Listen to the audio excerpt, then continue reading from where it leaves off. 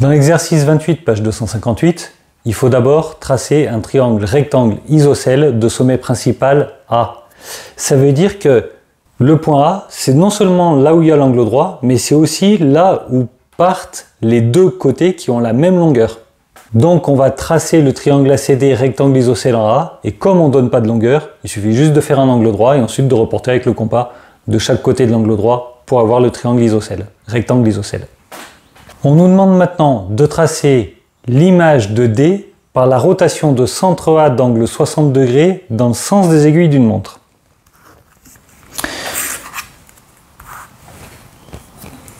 Donc, sens des aiguilles d'une montre, centre A, image D, c'est de bien m'aligner, angle 60 degrés,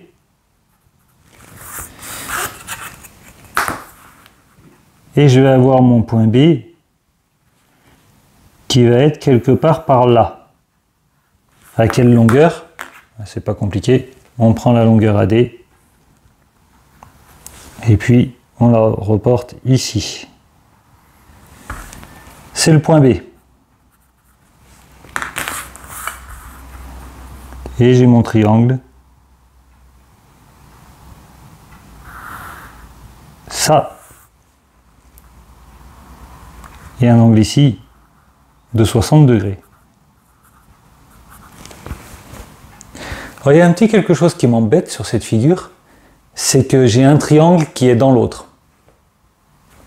Je pense qu'on aurait pu faire mieux. Si, à la base, j'avais inversé les lettres C et D. On va essayer. Maintenant, si je fais la rotation de centre A d'angle 60 degrés qui va transformer B en D, 60 degrés, hop, ici.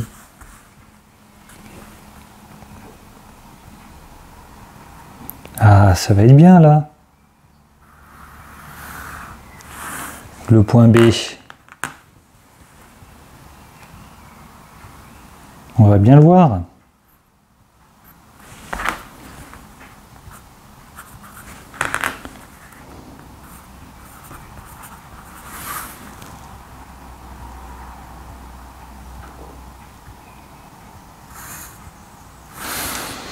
Qu'on raisonne sur la première figure ou sur la deuxième, les deux raisonnements seront parfaitement équivalents. Du coup, je vais raisonner sur la deuxième, juste parce que c'est plus facile à voir, c'est plus facile à visualiser. Codons tout ce qu'on sait. On sait que cette longueur-là, c'est la même que celle-ci. On veut démontrer que ABD est un triangle équilatéral. Alors le raisonnement, c'est le suivant. Par construction, puisque ABD est un triangle isocèle en A, je vais avoir ces deux angles-là qui sont égaux.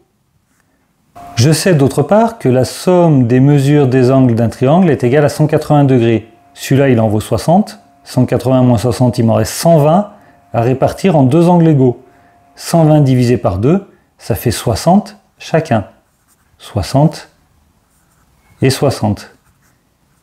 Et si un triangle possède trois angles à 60 degrés, ou encore si un triangle possède trois angles de même mesure, alors c'est un triangle équilatéral. Donc ABD est un triangle équilatéral.